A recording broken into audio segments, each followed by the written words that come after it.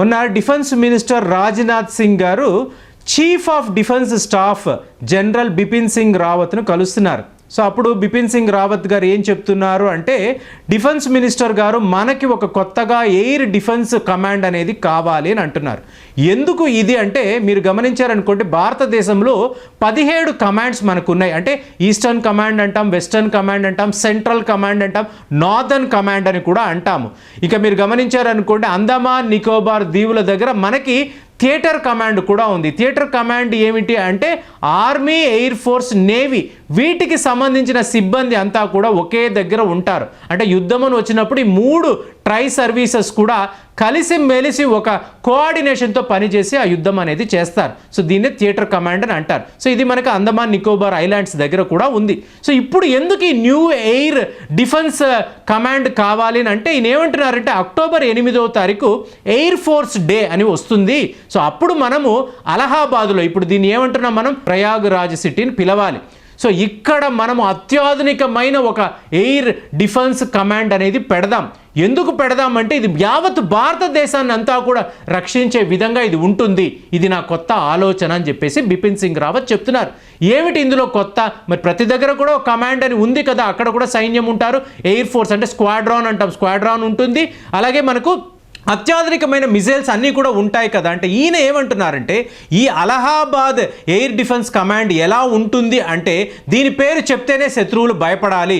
అంటే ఏంటి, మీకు క్రూజ్ మిజైల్స్ కానివ్వండి, డ్రోన్స్ కానివ్వండి, ఏవైనా కూడా మన మీద దాడి చేసినప్పుడు ఇక్కడి నుంచి, అంటే ప్రయాగ్రాజ్ సిటీ నుంచి మన అత్యాధునికమైన ఈ పరికరాలు అనేవి వాటిని మనం వాడాలి.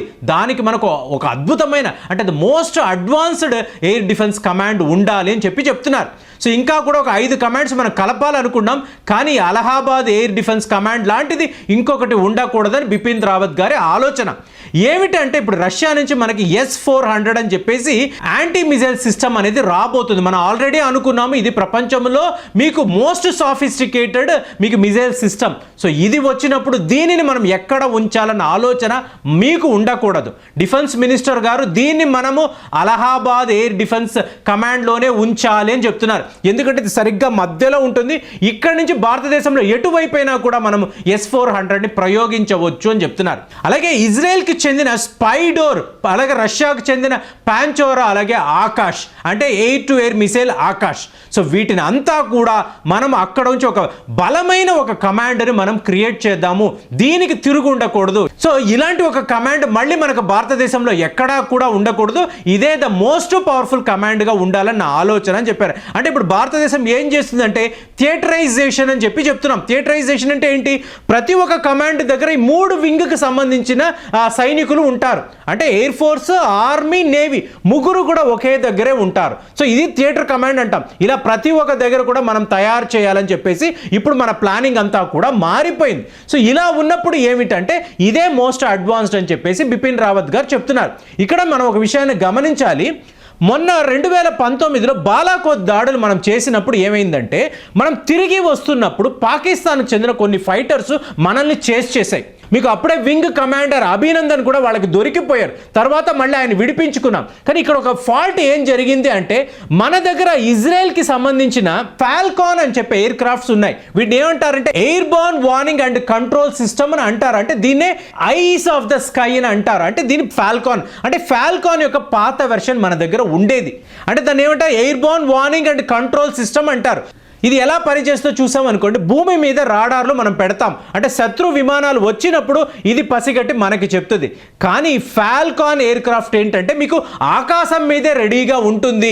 సో ఇప్పుడు ఎప్పుడైతే మీ శత్రు విమానాలు దూరం నుంచి వస్తుందో, ఇది ముందర అంటే భూమి మీద ఉండే రాడార్ల కన్నా ఇది ఆకాశం మీదే పసిగట్టి వాళ్ళ మీద దాడి చేసి వాళ్ళ విమానాలను ధ్వంసం చేయగలదు. ఇది ఇజ్రాయెల్ కనిపెట్టిన ఒక గొప్ప పరికరం, అంటే ఒక యుద్ధ విమానం.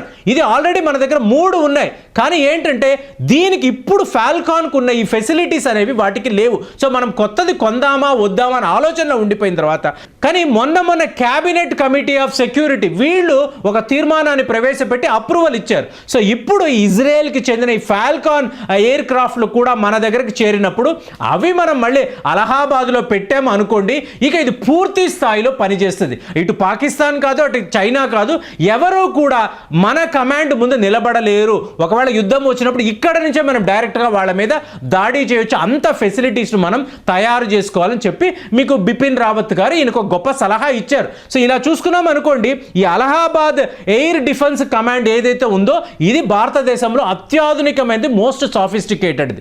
సో ఇదంతా బాగానే ఉంది. ఇక ఎక్కడికక్కడ మనం మనల్ని శక్తివంతం చేసుకుంటూ వస్తున్నాం. సో డిఫెన్స్ మినిస్టర్ గారు కూడా చాలా బాగా చెప్పారండి, బాగుంది, ఇలాగే చేద్దాము, మనం అక్టోబర్ కల్లా ఈ ఎయిర్ డిఫెన్స్ కమాండ్ని రెడీ చేద్దామని ఆయన చెప్పారు, మాట కూడా ఇచ్చారు. ఇచ్చిన తర్వాత మీరు గమనించండి, ఈయన నేరుగా నరేంద్ర మోదీ గారి దగ్గరికి వస్తున్నారు, వచ్చి కలుస్తున్నారు. సో ఈ ప్లాన్ అంతా చెప్తున్నారు. అంటే మనం అలహాబాద్లో కొత్త ఎయిర్ డిఫెన్స్ కమాండ్ పెట్టబోతున్నాం. ఇక్కడ S-400 ఉంటుంది, ఇజ్రాయెల్కి చెందిన ఫాల్కాన్ ఉంటుంది, అలాగే స్పైడీర్ ఉంటుంది, ఇలా గొప్ప గొప్ప ఆకాష్ ఉంటుంది. ఇవన్నీ మనం పెడుతున్నామంటే చాలా బాగుంది మీ ప్లాన్. సో మీకు నచ్చినట్టు మీరు చేయండి, కానీ నాకు మాత్రం ఒకే ఒక రిక్వెస్ట్ ఉంది అని చెప్తున్నారు. ఎవరు? ప్రధానమంత్రి గారు. ఏమిటి రిక్వెస్ట్ అంటే మీరు బాగా గమనించండి. ఆయన ఏమంటున్నారంటే, మీరు ఇన్ని కమాండ్లు పెట్టుకోండి, ఆల్రెడీ 17 కమాండ్లు ఉన్నాయన్నారు, ఇంకొక 5 కావాలంటున్నారు, థియేటరైజేషన్ చేయబోతున్నాను అంటున్నారు, అన్నీ బాగానే ఉంది. కానీ నాకు మాత్రము జమ్మూ అండ్ కాశ్మీర్లో ఒక విడి కమాండ్ కావాలి అంటున్నారు. మీరు ఇక్కడ గమనించండి, జమ్మూ అండ్ కాశ్మీర్కి సంబంధించి విడి కమాండ్ కావాలి అని ఈ దేశ ప్రధానమంత్రి నరేంద్ర మోదీ కోరుకుంటున్నారు. అంటే దీని అర్థం ఏంటండి? మీరు మొత్తం భారతదేశంలో ఇక్కడ పెట్టండి, అక్కడ పెట్టండి, ఈ కమాండ్ పెట్టండి, ఈ థియేటర్ కమాండ్ అని చెప్పాలి, కానీ జమ్మూ అండ్ కాశ్మీర్లో మాత్రం నాకు విడిగా ఒక కమాండ్ కావాలి అంటే దీని అర్థం ఏమిటో మీరు ఆలోచించండి. మనం ఇన్నిసార్లు మాట్లాడుకుంటాం, నాకు బోల్డ్ అనే డౌట్స్ ఉన్నాయి. ఏదో పాకిస్తాన్ మన మీద దాడి చేస్తుంది, చైనా దాడి చేస్తుంది, మనం పదే అందరూ చెప్తున్నారు, కానీ నరేంద్ర మోదీ గారు జమ్మూ అండ్ కాశ్మీర్కి విడి కమాండ్ కావాలని అడుగుతున్నారు అంటే దాని అర్థం ఏమిటనేది ఇప్పుడు మీకు క్లియర్గా ఉండాలి. ఎందుకు అంటే అక్కడ మనము కమాండ్ని పెట్టుకున్నప్పుడు మనము పాకిస్తాన్ ఆక్రమిత కాశ్మీర్లోకి వెళ్ళడం అనేది చాలా సులువు. సో దీనికోసమే ఈయన అంటే ఇంత పెద్ద దేశంలో ఇన్ని కమాండ్లు ఉండగా నాకు జమ్మూ అండ్ కాశ్మీర్లోనే కావాలని ఎందుకు అడుగుతాడండి? ఒక ప్రధానమంత్రి ఎందుకు అడుగుతాడు? మీరు ఆలోచించండి. డిఫెన్స్ మినిస్టర్ కూడా అలాగేనండి, ఒక అత్యాధునికమైన మీకు జమ్మూ అండ్ కాశ్మీర్ కమాండ్ అనేది నేను రెడీ చేసి ఇస్తాను, త్వరలోనే దాన్ని ప్రారంభిద్దామని చెప్పి ఆయన అంటున్నారు. అంటే నా ఉద్దేశం ప్రకారం ఈ రోడ్లని రెడీ అయిన తరువాత పాకిస్తాన్ ఎక్కడో ఒక స్టేజ్లో మనల్ని రెచ్చగొడుతుంది. సో దాన్ని మనం కారణంగా పెట్టుకొని అటు అమెరికాకు ఇటు రష్యాకు పాకిస్తాన్ మా మీద యుద్ధం ప్రకటించిందని చెప్పేసి మనం ఇమీడియట్గా వాళ్ళ మీద దాడి చేసి ఈ పాకిస్తాన్ ఆక్రమిత కాశ్మీర్ను వెనక్కి తెచ్చుకుంటామేమో అని చెప్పి నాకు అనిపిస్తుంది. సో మీకు ఎలా అనిపిస్తుంది? ఎందుకంటే ప్రధానమంత్రి మాట అంటున్నాడు, జమ్మూ అండ్ కాశ్మీర్కి ఒక కమాండ్ విడిగా పెట్టండి అంటున్నారంటే దీని అర్థం 100% ఇదే అయి ఉండాలనేది నా ఊహ. సో నా ఊహ కరెక్టా తప్ప అనేది భవిష్యత్తు చెప్తుంది. మరి దీనికి సంబంధించి మీరు ఆలోచించండి. నరేంద్ర మోదీ గారు జమ్మూ అండ్ కాశ్మీర్లో విడి కమాండ్ కావాలని ఎందుకు అడుగుతున్నారు? ఇది నా ప్రశ్న. సో దీనికి సంబంధించిన జవాబు మీ దగ్గర ఉంటే మీరు మీ అభిప్రాయాలతో పాటు కామెంట్ సెక్షన్లో పెట్టండి. మళ్ళీ కలిసి దీని విషయంగా మాట్లాడదాం. జై హింద్.